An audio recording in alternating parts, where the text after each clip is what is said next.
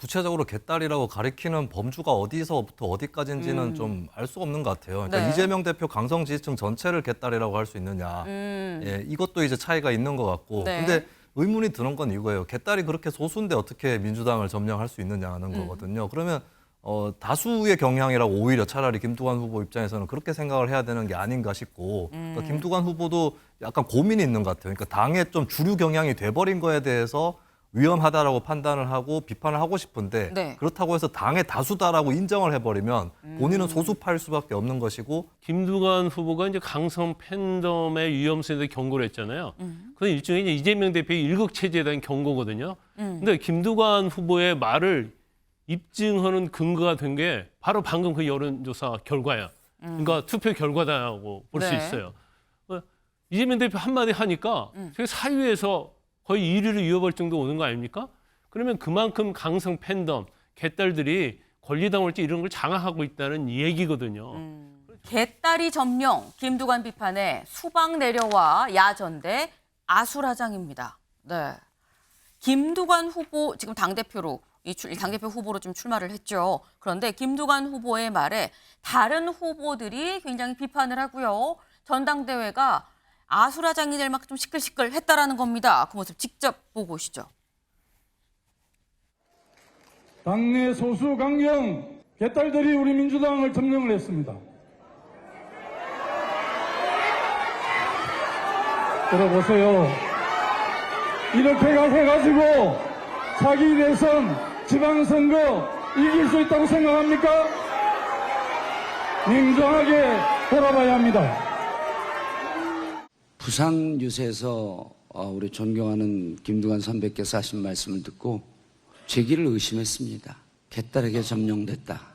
그래서 제가 오전 충남 유세 때 철회하고 사과하시라 그랬어요. 우리 당이 개딸에게 점령됐다. 분명 잘못된 겁니다. 잘못된 표현입니다.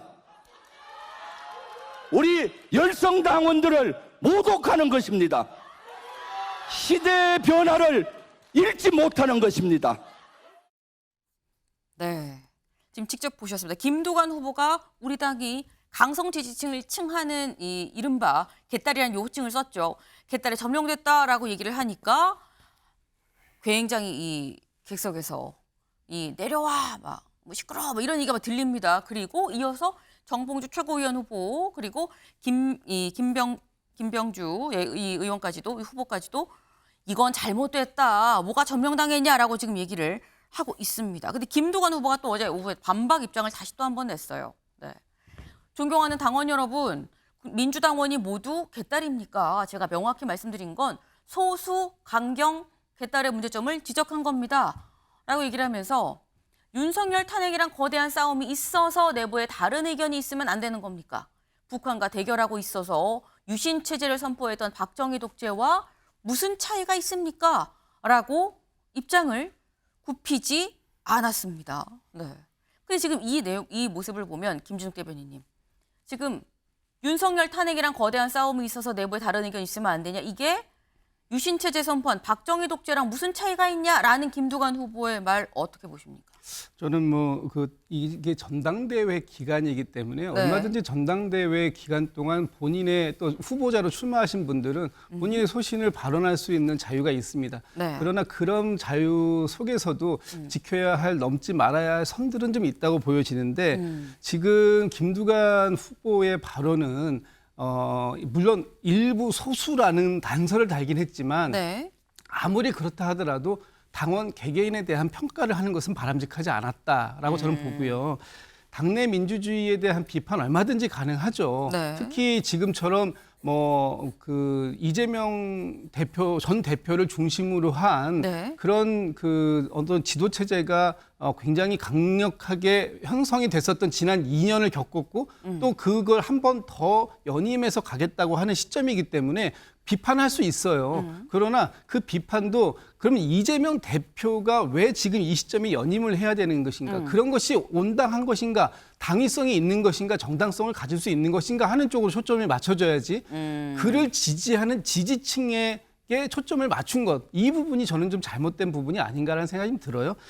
지금 우리 정치권에도 어느 순간 팬덤 문화가 이제 들어왔지 않습니까? 물론 이제 그거는 우리 민주당만의 문화가 된 건 아니에요. 이제는 네. 제가 보니까 국민의힘에도 그런 팬덤 정치 문화가 이미 시작이 됐던데 이런 것들이 있다 보면 과거에 보지 못했던 방식의 지지 문화가 생겼을 수 있고 그 문화도 하나의 새로운 형태로 인정할 수 있는 부분은 또 있는 것 아닌가라는 측면에서 어떤 개개인에 대한 우리 당원들을 평가하는 것은 바람직하지 않았다라고 저는 좀 말씀드리고 싶네요. 네, 다른 게 아니라 당원 평가에 포커싱을 맞춘 게 좀 잘못되지 않았느냐라는 말씀이셨는데 어쨌거나 지금 영상으로 확인해 보신 건 전당대회의 화두가 지금 강성 지지층을 얘기하는 이른바 개딸이 돼버린 지금 그런 상황입니다.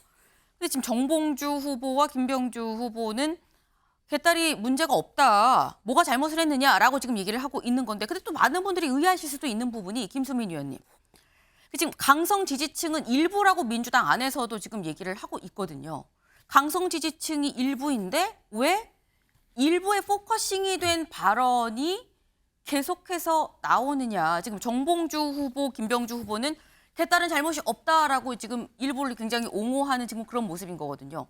그럼 일부를 옹호하면 오히려 다수는 여기에 등을 돌릴 수도 있는 부분인 건데 오히려 개딸이 일부라고 하면 왜 정봉주, 김병주 후보는 다 이 옹호를 하는 것이냐라고 생각할 수도 있어요.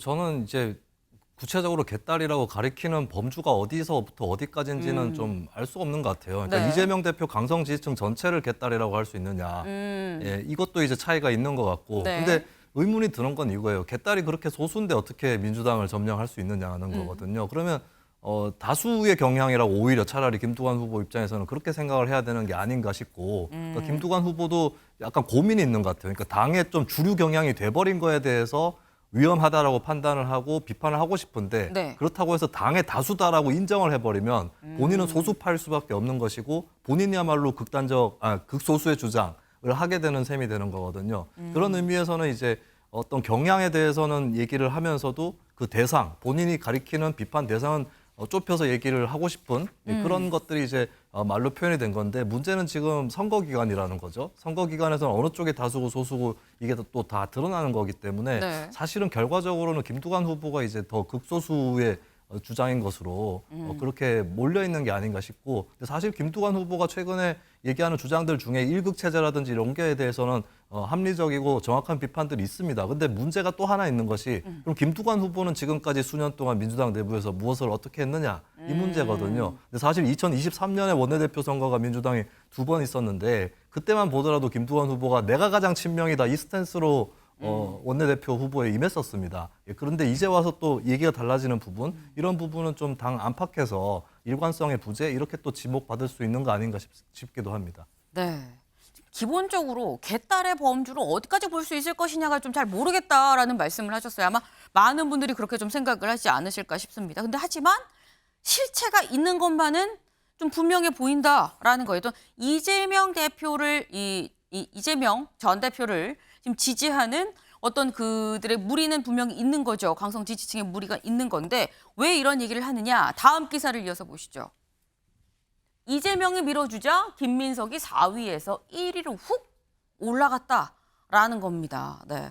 지금 현재 이 순회 경선을 하고 있는 중입니다. 근데 저희가 지난 시간까지 아니 김민석 후보가 이른바 제명픽인데 명픽인데 별로 이 순위가 나오지 않는다. 4위, 5위, 2순위다. 5위 밖으로 떨어지면 어떡하냐라는 얘기를 했었어요. 근데 이게 주말 경선을 지나면서 바뀌었다는 거죠. 같이 볼까요? 네. 제가 사실 그 앞에서 지난 주말을 전까지 1에서 4차 경선 누적 득표율은 1위 정봉주 그리고 4위 김민석이었습니다. 21에서 16, 13, 12였었어요. 네, 4위였는데 주말 동안에 부울경, 충청 지역에서 지금 5곳에 다 지금 1위를 했다라는 겁니다. 네. 부울경에 충남, 충북 해서 1위를 했다는. 그래서 현재 누적이 어떻게 됐느냐. 1위 정봉주, 2위 김민석이다라는 거예요. 4위에서 2위로 훌쩍 올라가고 2%포인트 차이가 채 나지 않는 상황까지 올라왔습니다. 네. 김민석 후보가 지금 무섭게 치고 올라오고 있는 거죠. 네. 이걸 보면 김광삼 변호사님 또 한편으로는 그럼에도 불구하고 일단 정봉주 후보가 1위는 1위예요. 그 정봉주 후보도 팬덤의 힘이라는 얘기가 있고 김민석 후보도 이재명 대표 지지층이 또 지지해 준다는 얘기가 있고 이렇게 되면 강성 지지층이 분화됐다고 봐야 되는 겁니까?